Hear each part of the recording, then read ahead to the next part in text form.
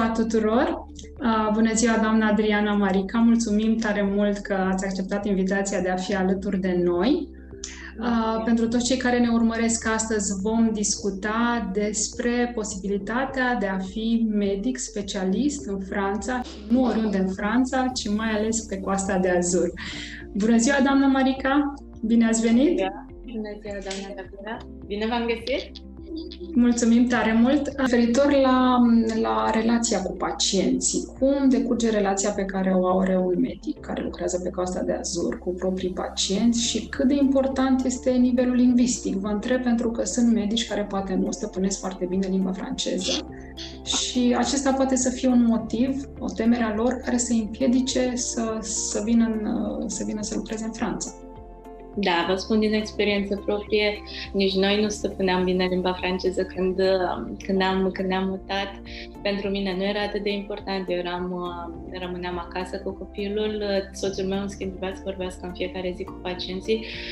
Nu este o barieră, pacienții sunt atât de mulțumiți că nu trebuie să mai aștepte minim o jumătate de an pentru un consult, încât trec fără probleme peste dificultățile inițiale de limbaj și de exprimare sau peste problemele legate de lipsa experienței la început. O dovadă este și faptul că la 2 ani de când a deschis cabinetul, soțul meu avea deja lista de pacienți pe următoarea lună, iar acum la 3 ani și jumătate, aproape 4 ani, lista este pe următoarele 3 luni în avans. Deci el nu mai are locuri disponibile pe următoarele 3 luni în avans.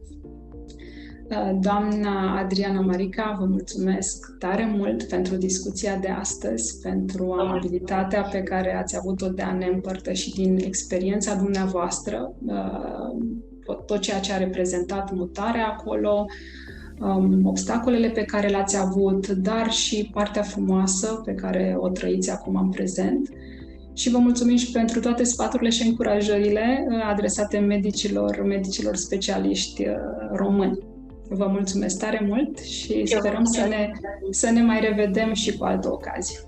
Și eu la fel și vă invităm aici când o să treacă perioada aceasta mai dificilă de călătorit. Vă invităm aici cu mare drag. Cu mare drag. Mulțumim tare mult. O zi bună. La revedere!